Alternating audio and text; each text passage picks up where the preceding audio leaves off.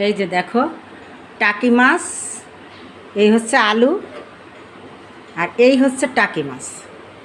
দেখো যারা টাকি মাছ খায় না, আমার মতো করে একটু রান্না করে খেয়ে দেখো আমি কিভাবে রান্না করি। দেখো আমি কিভাবে রান্না করি। এই টাকি মাছটা ভাজে নিয়ে আসি, আলুটাকে ভাজবো, তারপরে কিভাবে রান্না করি একটু দেখো।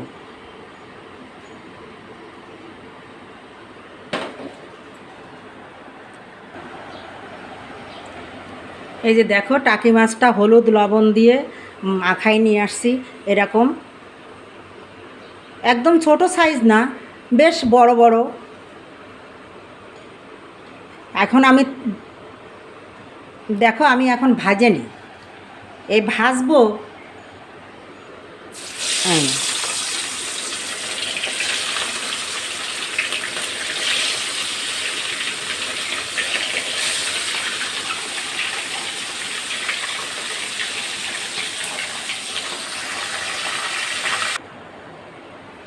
এই যে দেখো কি সুন্দর করে মাছগুলো, মাছ ভাজেছি আলু ভাজেছি, দেখো কত সুন্দর হয়েছে।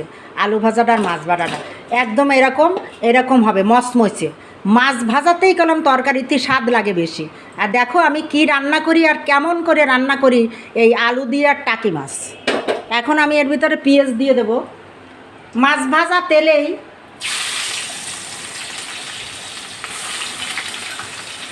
এটা একটু লাল লাল করে ভাজবো।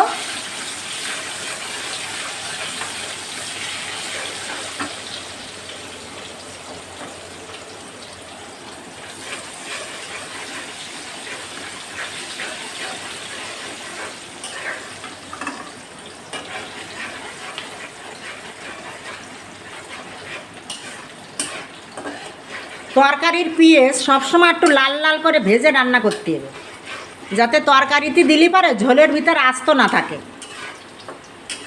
একটু লাল লাল করে ভাজলি একটু ইসের মতন হবে, বেরেস্তার মতন।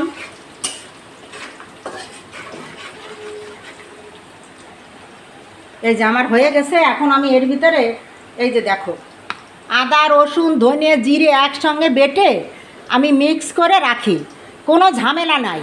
আলাদা আলাদা আলাদা আলাদা দেওয়া লাগে না, আমার একসাথেই দিই আমি। তাই এখান থেকে 1 চামচ দিয়ে দেবো। আমার যতটুক তরকারি সেইভাবে দেবো আমি। এই 1 চামচ আর এতটুক দিলাম, এই এতে আমার হয়ে যাবে। তোমরা যেমন তরকারি রান্না করবা সেইভাবে মাপ মতন দেবা।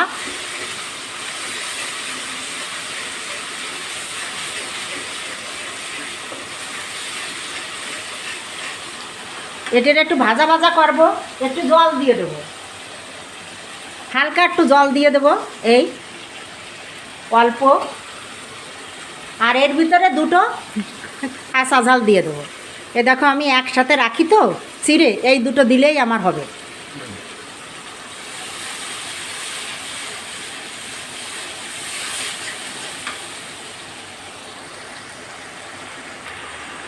এই যে দেখো মশলাটা একটু ভাজা ভাজা হয়েছে, আদা রসুনটা এটা একটু ভাজা ভাজা না করলে হবে না। এই যে এই যে সুন্দরী হয়েছে। এখন আমি এর ভিতরে হলুদ লবণ এগুলো দিয়ে দেবো। লবণ দেবো এই যে স্বাদ মতো, যতটুক লাগে অল্প করে দেব, যদি লাগে পরে আবার দেব। আর হলুদ দেব এই যে 1 চামচেরও কম। আর দেব শুকনো মরিচের গুঁড়ো। এই যে দেখো এই শুকনো মরিচের গুঁড়ো দিতেই লাগবে, এটাও বেশি দেব না। এই যে 1 চামচেরও কম, এই যে একটু এতটুকু দিলাম, এতেই আমার হয়ে যাবে যতটুকু তরকারি।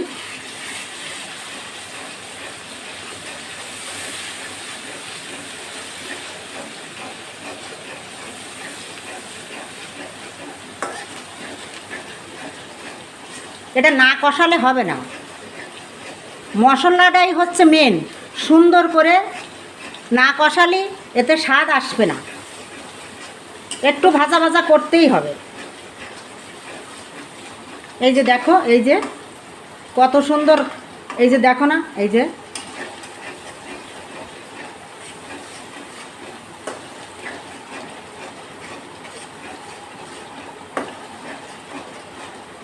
এখন এটার ভিতরে আমি ঝোল দিয়ে মাছ দেব না, আমি এর ভিতরে এখন মাছটা আলুটা সব একসঙ্গে দিয়ে দেবো। এই যে একসঙ্গে দিয়ে দেবো, ওই মাছ আলু একসঙ্গে ভাজা, এটা আমি এর ভিতরে দিয়ে দেবো।